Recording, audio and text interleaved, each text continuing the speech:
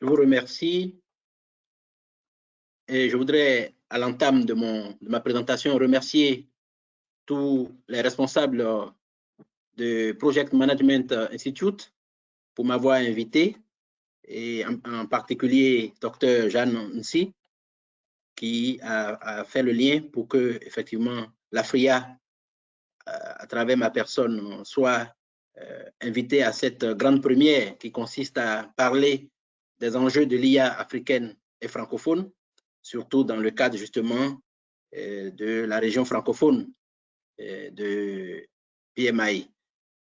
Il m'a donc été demandé de partager avec vous les réflexions et le point de vue de l'AFRIA, Agence francophone de l'intelligence artificielle, concernant justement le déploiement de cette révolution qui se pratique sous nos yeux en temps réel. Alors, pour ce qui me concerne, donc, je suis en charge de cette agence qui est une fondation de droit suisse qui est née donc, en 2019 dans le but justement de contribuer au renforcement des capacités des pays francophones en général et africains en particulier pour une intégration maîtrisée des technologies numériques et de l'IA pour justement contribuer au développement durable de ces pays. Et dans ce cadre-là, nous avons prévu, dans le temps qui nous était imparti, une brève définition de l'IA, ensuite un état des lieux de l'IA dans l'espace francophone et en Afrique. Nous parlerons aussi des opportunités et défis.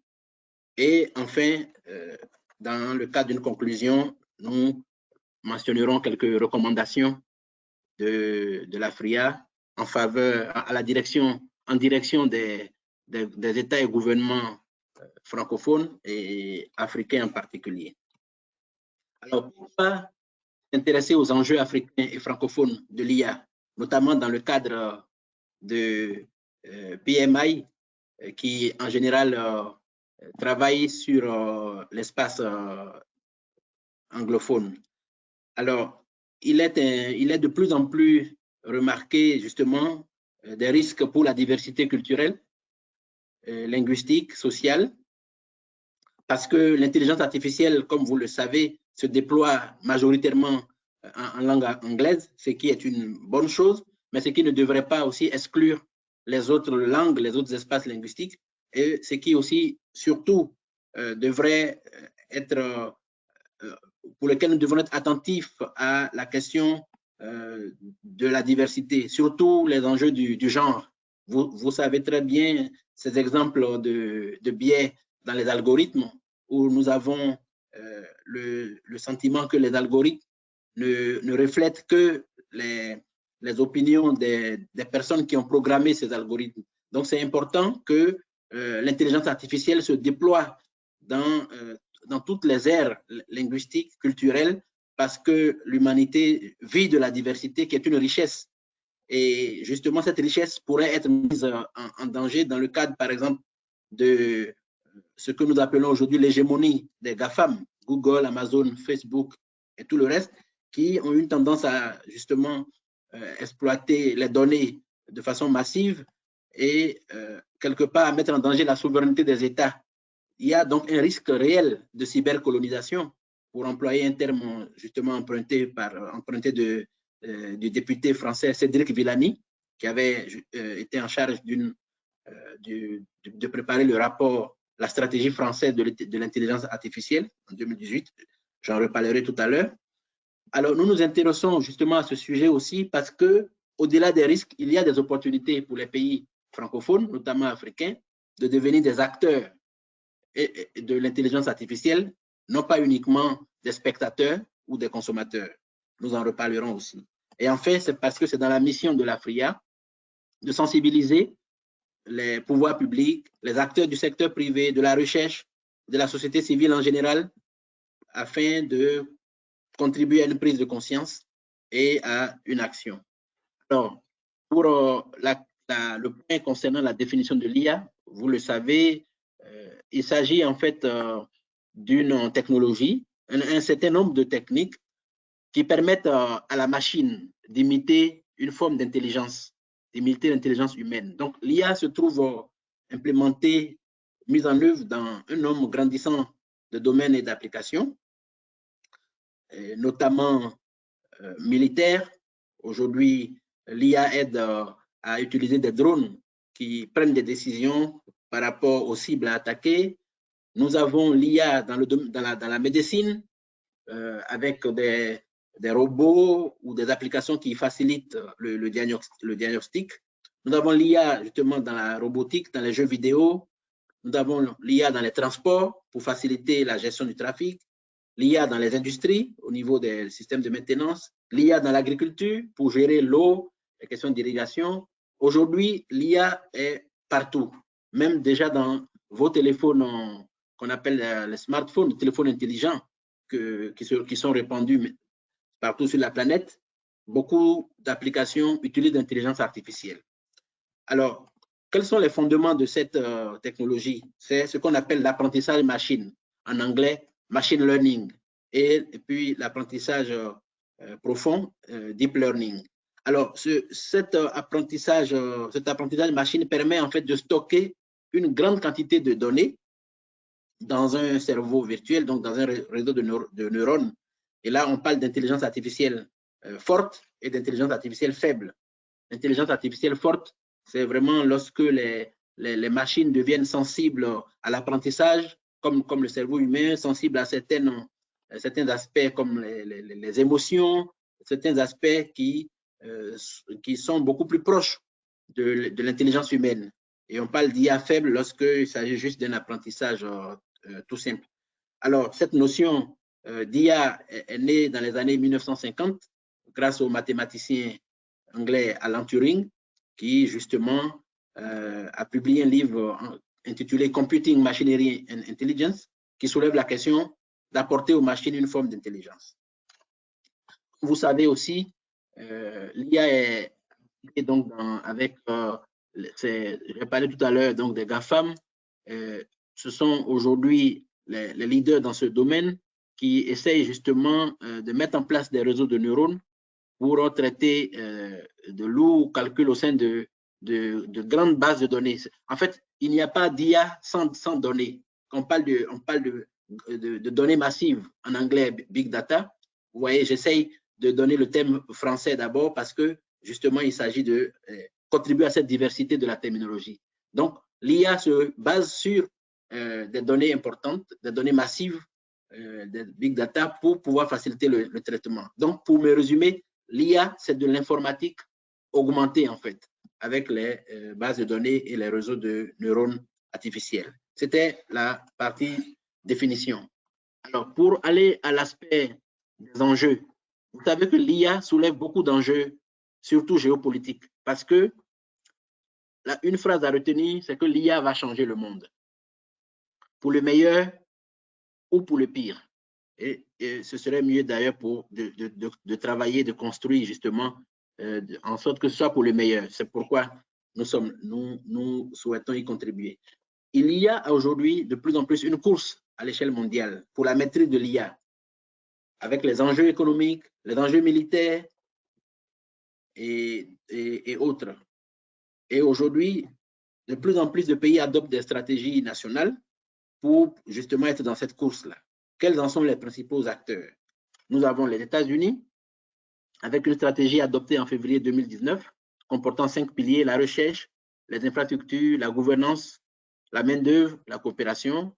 Nous avons la Chine, qui y met des investissements massifs, avec un cadre juridique favorisant l'utilisation des données pour permettre justement d'enrichir les algorithmes, d'enrichir les différents modèles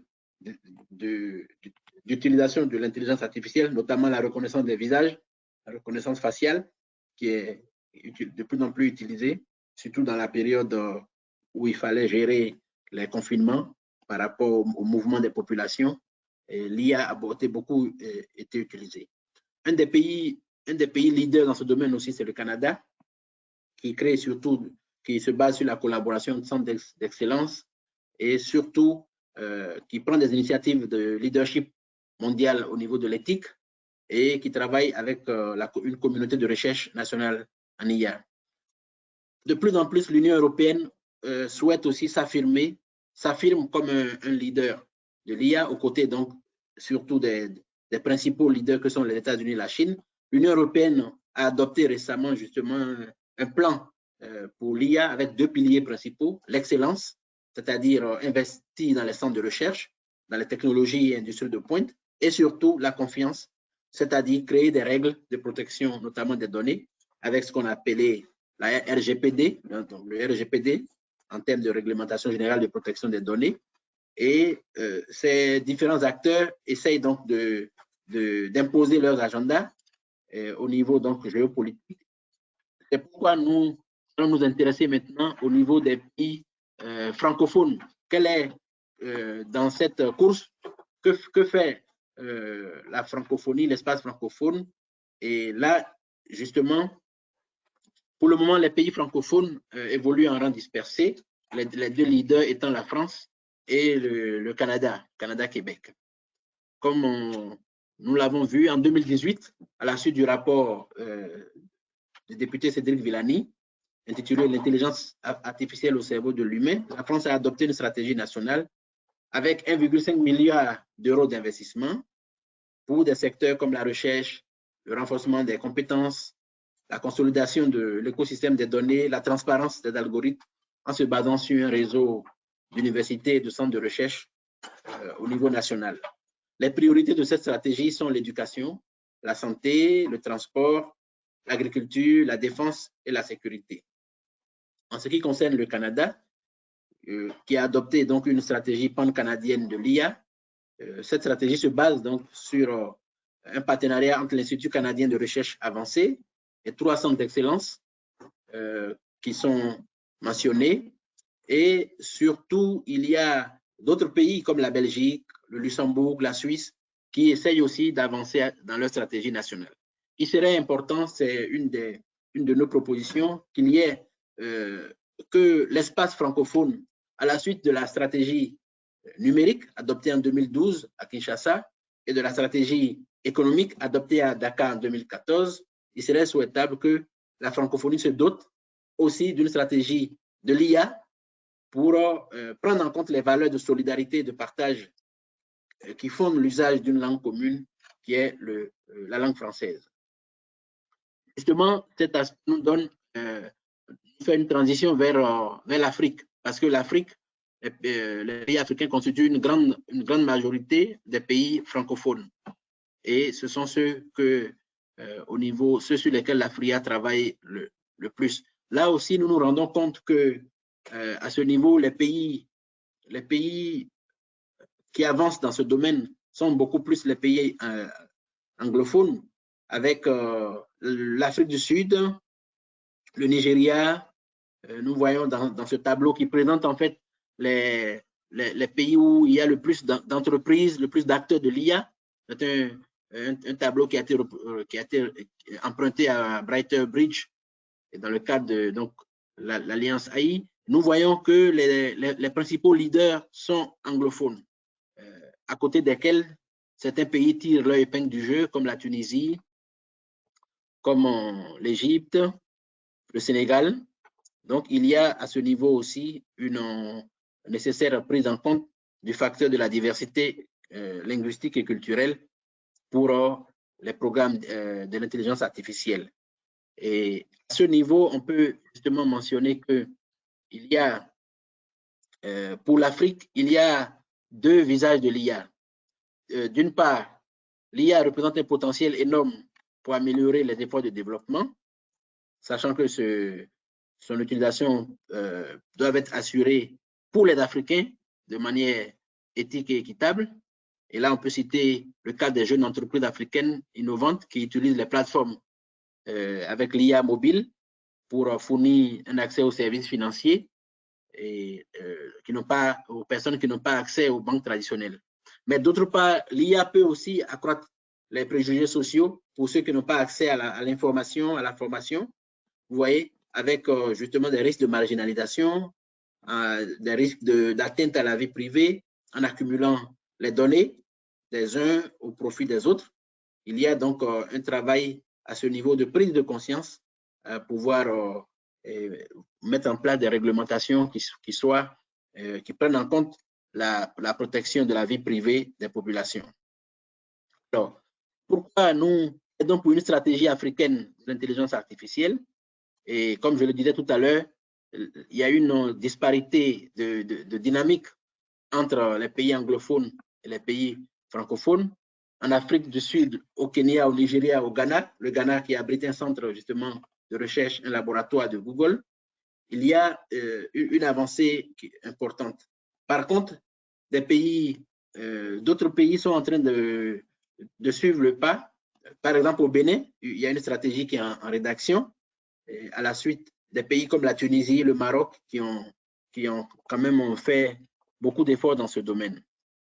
Il y a aussi des initiatives panafricaines qui sont encourageantes, celle de Smart Africa, basée au Rwanda, qui justement constitue une plateforme continentale de partage d'outils, de solutions technologiques pour le continent africain.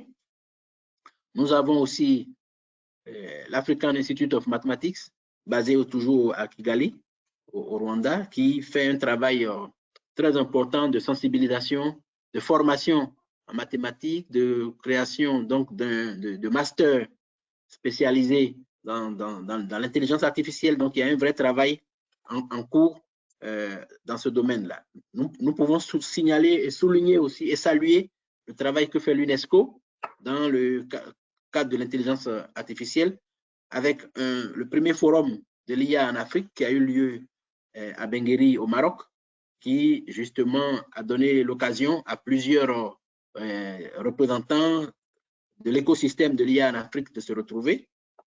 Et comme je l'ai mentionné en encadré, à l'occasion de ce forum, justement, les participants ont décidé de la mise en place d'une stratégie de l'IA à l'échelle continentale pour la gestion des données numériques et qui se fonde sur une approche multi-acteurs pour justement inscrire cette approche dans l'agenda 2063 de l'Union africaine et à l'agenda 2030 des Nations Unies pour le développement durable.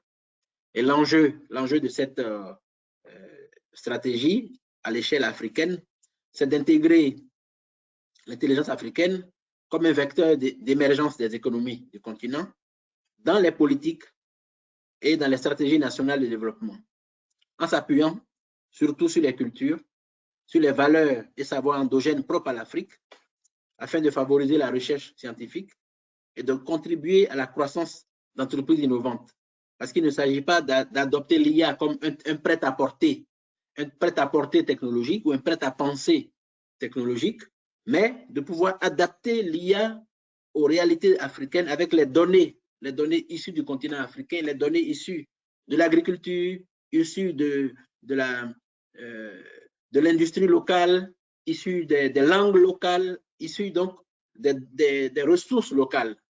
Pour nous, une IA africaine, une stratégie africaine de l'IA devrait partir de la base vers le sommet pour prendre en compte les réalités du continent africain afin de pouvoir adapter les algorithmes aux réalités de l'Afrique et non l'inverse. Voilà en fait une des propositions pour garder cette certaine diversité culturelle, linguistique, une certaine souveraineté des États africains en matière d'intelligence artificielle. C'est un enjeu qui nous paraît très important.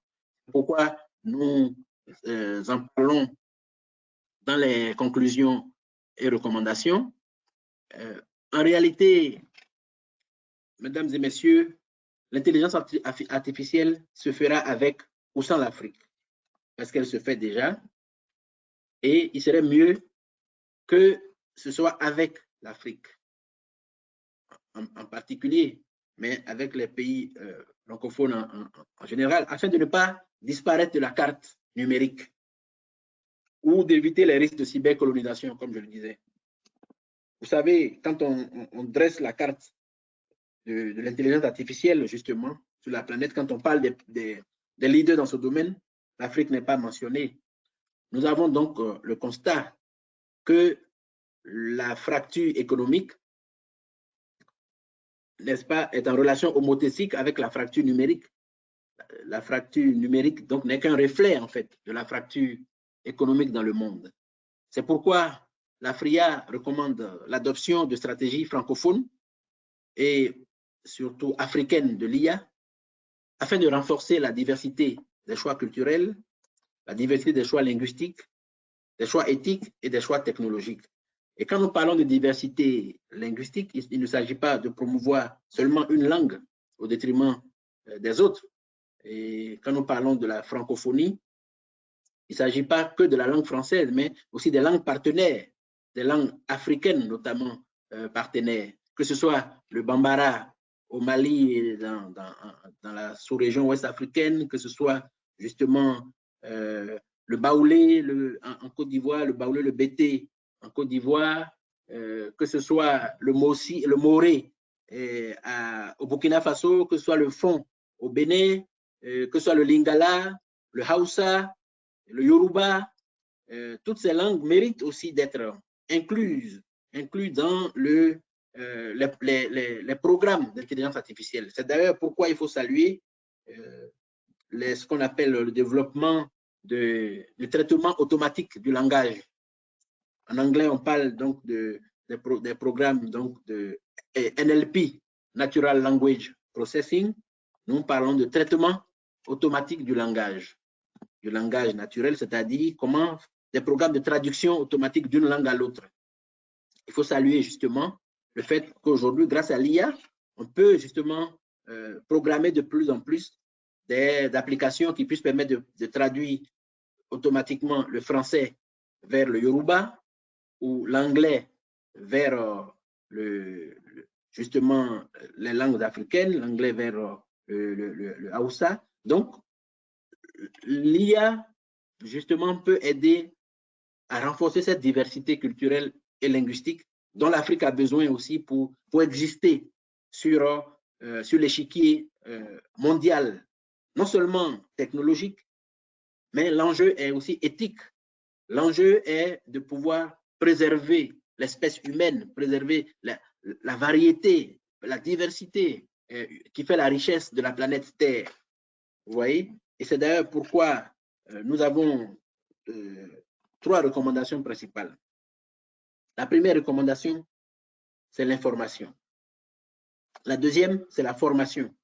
Et la troisième, c'est la transformation. Alors, au niveau de l'information, beaucoup de gens sont, vous savez, perturbés quand on parle d'intelligence artificielle. Parce que l'image fréquente parfois, ou le fantasme que l'on aperçoit, ce sont des robots intelligents qui se rendent maîtres de l'espèce humaine et puis qui prennent le contrôle de la planète. Cette image a été facilitée par plusieurs films de science-fiction. Et c'est de dire que parler d'IA, ce n'est pas d'abord parler de robots menaçants, c'est d'abord parler des programmes, des algorithmes, parler des données. Vous voyez? Et c'est pourquoi nous appelons à ce travail de sensibilisation auquel la FRIA s'attache, sensibiliser les populations, les responsables, les dirigeants aux enjeux de l'IA, aux enjeux juridiques, aux enjeux réglementaires, parce que un des enjeux, c'est la protection des données personnelles. Un des autres enjeux, c'est la protection de la vie privée. Donc, ça, c'est vraiment pour nous une recommandation capitale, c'est que les populations soient informées, même si il ne s'agit pas forcément de tout savoir de l'IA, mais de savoir que cette technologie est en train de s'avancer justement grâce au téléphone intelligent que tout le monde utilise. Donc, même dans les villages, dans les communes, de savoir que l'IA est présente et qu'il faut devoir faire avec, mais tout en sachant quelles sont les limites. Le second enjeu, c'est la formation. Vous savez que le langage principal de l'IA s'appelle le Python. Le Python, c'est le nom qui a été donné à ce programme informatique.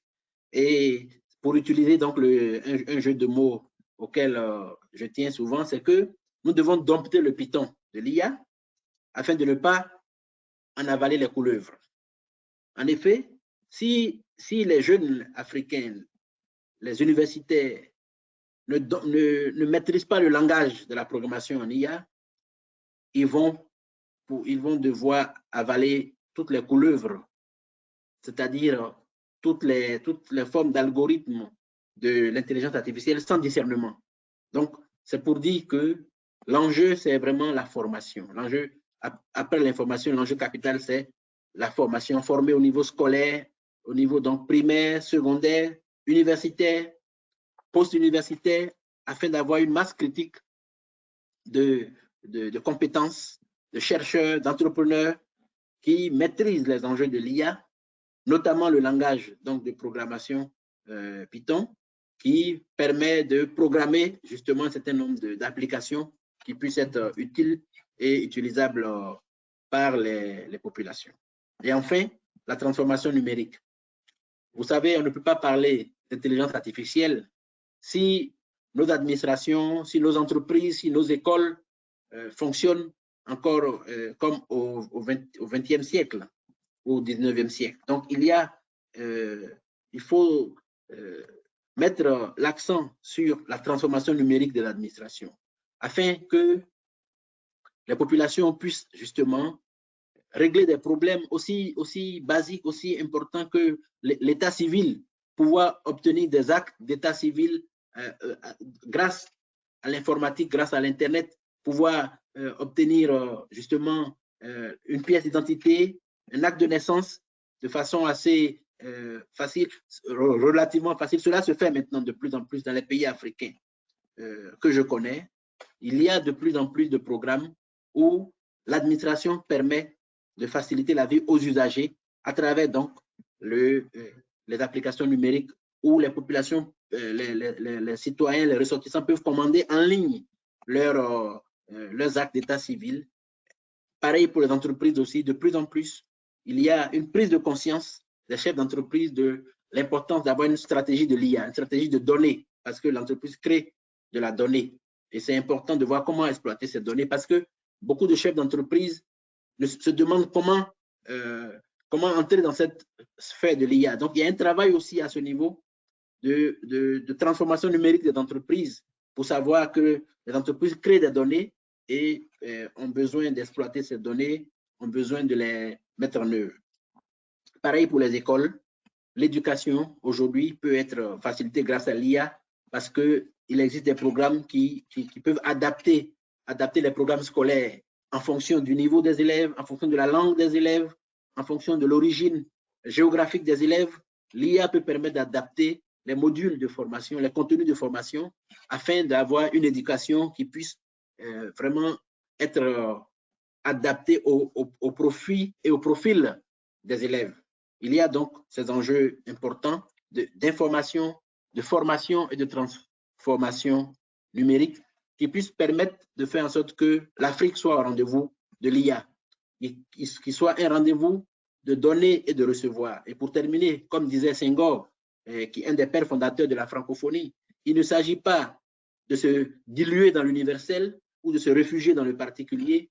Justement, l'Afrique aujourd'hui, face à l'IA, face au numérique, doit pouvoir garder donc la tête sur les épaules et pouvoir justement être à la fois concentré sur les besoins des populations à la base, mais en même temps être ouverte aux enjeux universels, de l'intelligence artificielle, afin de pouvoir marier à la fois l'universel et le national, le particulier.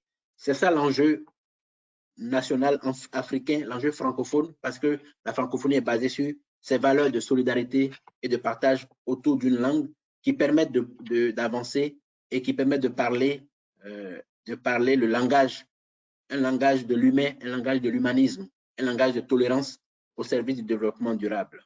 Voilà le message que je souhaitais partager avec vous et je remercie le PMI en anglais, pour nous avoir donné cette opportunité. Merci beaucoup. Thank you very much. Et comme on dirait en Dioula ou en Bambara, Aniche, et comme on dirait justement en fond, Mikoudéou, merci beaucoup. Au revoir.